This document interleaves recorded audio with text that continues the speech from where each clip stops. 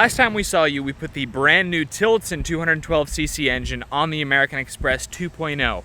We figured we have an American Express 1.0, the original from the 60s or 70s, right? I'm gonna say late 70s, early 80s. Late 70s, early 80s with a Predator engine. So we figured this would be the best time to do the ultimate showdown of new versus old. I got the American Express from my brother. He was kind enough to give me the go-kart. Spider web.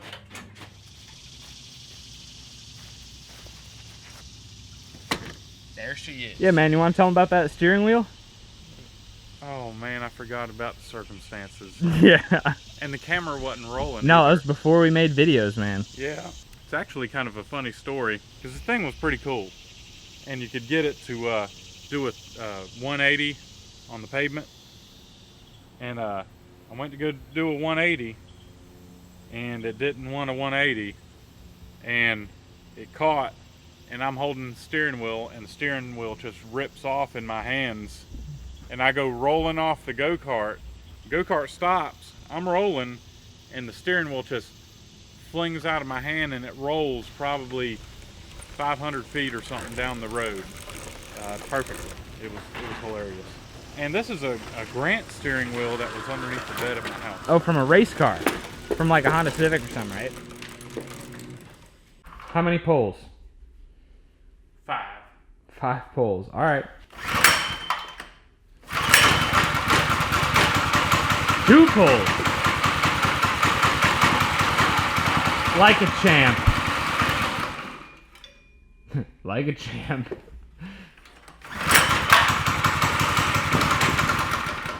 Yeah, why is the throttle not returning? I don't know, we should probably put a spring on it. So Ike is figuring out a throttle return spring of sorts. He has a bunch of springs and some zip ties. Not really sure what he's getting into, but I'm gonna go ahead and replace the carburetor on this Predator engine because I believe we parked it last time because we couldn't ride it around with any less than half choke. We're just going with a factory clone replacement carburetor in this application.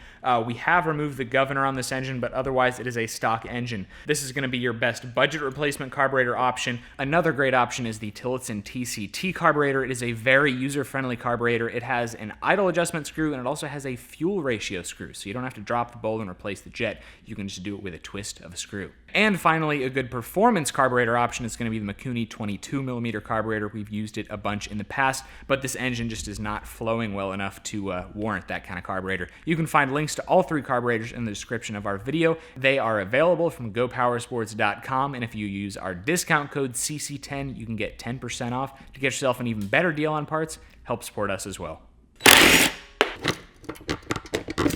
How full is that gas tank? I don't know. You can tell just by looking at it, it's bad. Fuel has been drained, and the replacement carburetor's going on. Bada bing, bada boom. That circuit's what was clogged up on this thing.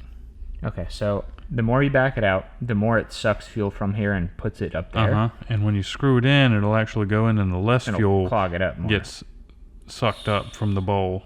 And how does it pull fuel? It's got a little it's got a passage that goes from the inside the bowl area all the way up to that point. But how does it? And the engine vacuum. Okay, the engine vacuum. That's what I was looking for. That's created in this area with the throttle shut. That makes sense. You have a suction here, and so it'll suck the fuel in through there.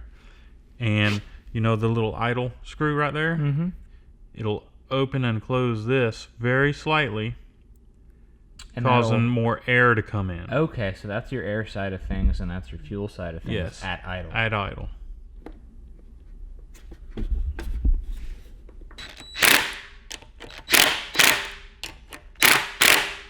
Should be good to go. Should be. So what's happening? I'm just cleaning up the spots on this seat back where I'm going to weld. Yeah, that's another thing we noticed when we pulled this thing out of the shed is the seat back was actually broken.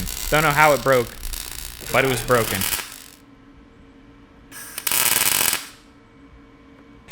Okay, are you kind of like your mics or something?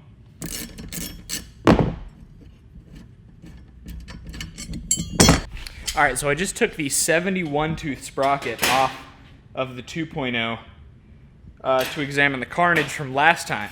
And we've bent these back in the past and they've been fine, but I think this is just a little too far gone. This one actually has like a pretty significant crack in it. Half of it lays flat on a table, but the other half is just, it's gone. See, that one's okay.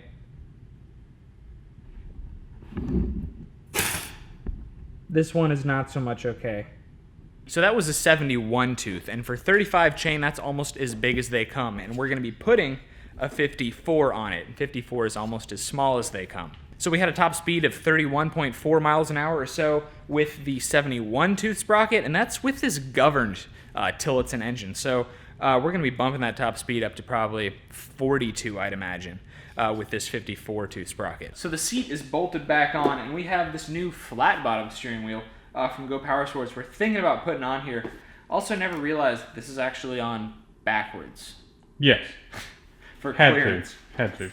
And it's been a while since I sat on this American Express 1.0, and it just, even though this looks almost identical to that one, this one is just a lot more cramped. I mean, it's classic. Smaller. I can't talk bad about it, but it is definitely smaller. And the steering wheel is very large. I mean, but see, when I remember riding this years ago, like I had no complaints at all. Maybe I've just like gotten a little picky or something, but. Okay, that steering wheel fits you pretty good. It doesn't fit me as well as you. No, it fits doesn't. you perfect. Like, if we were put it there, you'd be awesome. Yeah.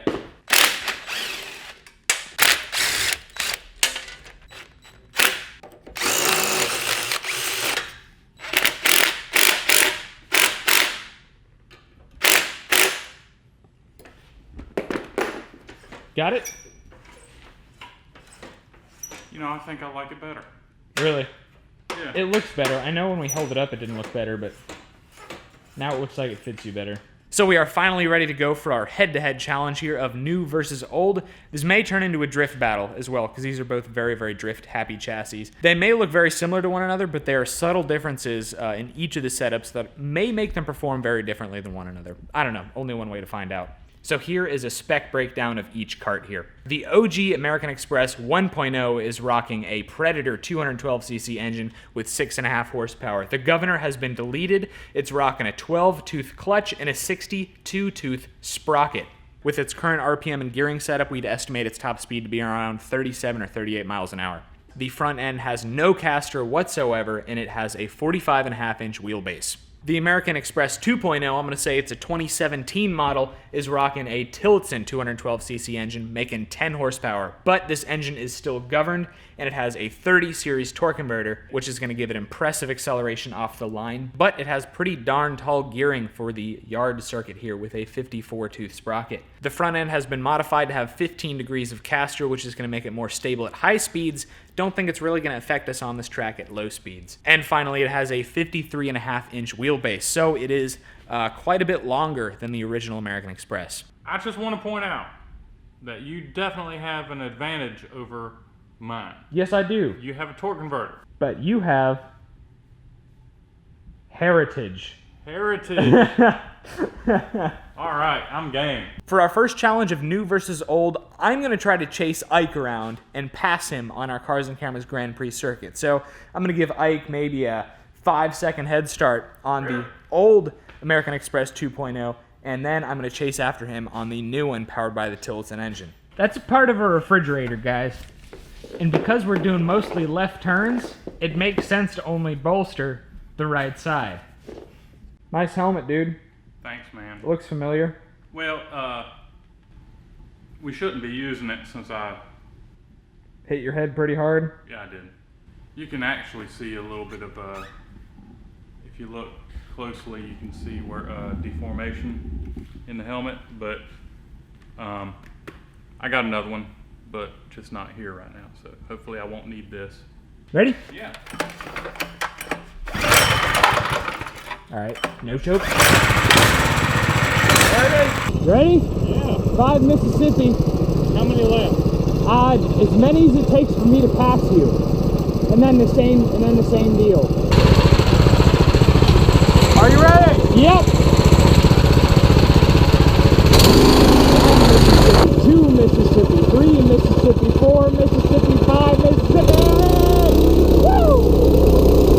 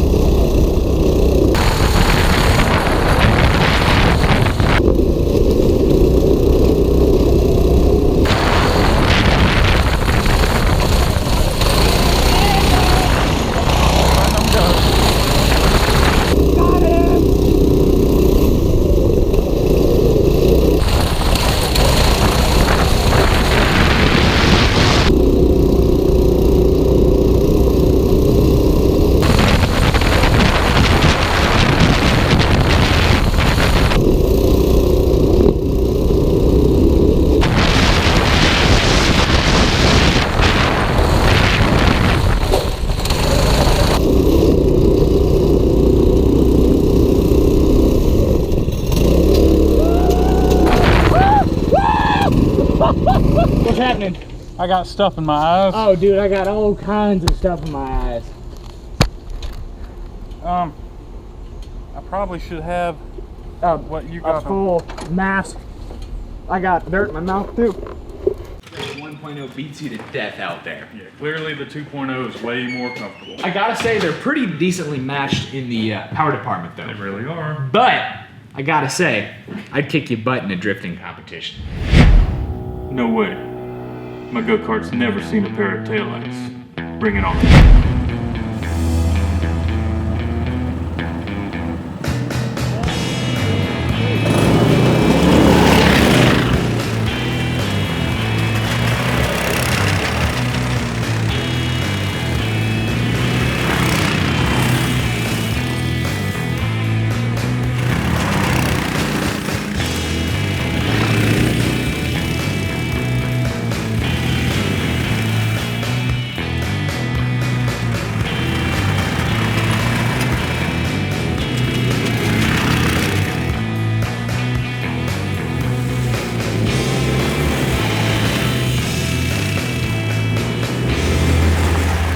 We beat the crap out of those two go-karts today. The American Express 1.0, the vintage one from the 1980s, late 1970s. It was a drift machine, high RPM, really, really slick tires, but it was really uncomfortable.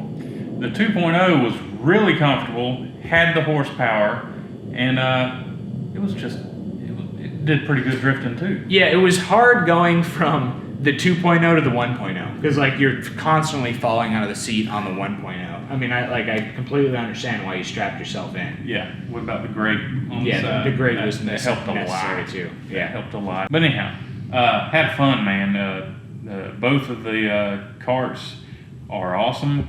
The 2.0 though, it's about the most comfortable yard kart yeah. I've ever ridden. The American Express 2.0 is a little bit expensive. You can find a link in the description. They're available from GoPowersports.com. But it's comfortable. It's solidly built. It's a good chassis. It's built for an adult, and it's really like the best. Like I think it's kind of the best like on road, like concrete, and then on grass terrain go-kart there is. The Predator 212 is still a solid performer, but the Tillotson with the CVT blew it out of the water. And both engines held up really, really well when we were shooting our little, whatever you want to call it. But we were beating on those things for like 2 hours just trying to shoot that little thing. That Tillotson runs so good, and it's got the power, and it's quiet. The Predator, it did great too, which that engine's been solid from day one. That is one of the first Predator engines we've purchased. Yeah, that Predator is probably 4 years old, if not older than that. And we beat the crap out of it. We've abused it, and it's still running like a champ. Well, we had to put a new carburetor on it. But that's understandable. That fuel was pretty bad. Yeah. Leave us a thumbs up if you enjoyed the video today, guys. It helps our content get seen by more people. And check out our new shirts at CarsandCameras.com. Mini Mayhem. Visit our links in the description from GoPowersports.com for all the parts we used today. And don't forget about our discount code CC10 for 10% off most parts on their website. Subscribe to the channel if you have not already, and press the bell to receive notifications from us. And check out our Facebook and Instagram at Cars and Cameras Reviews to get sneak peeks on what we are up to. Thanks for watching. We'll see you next time.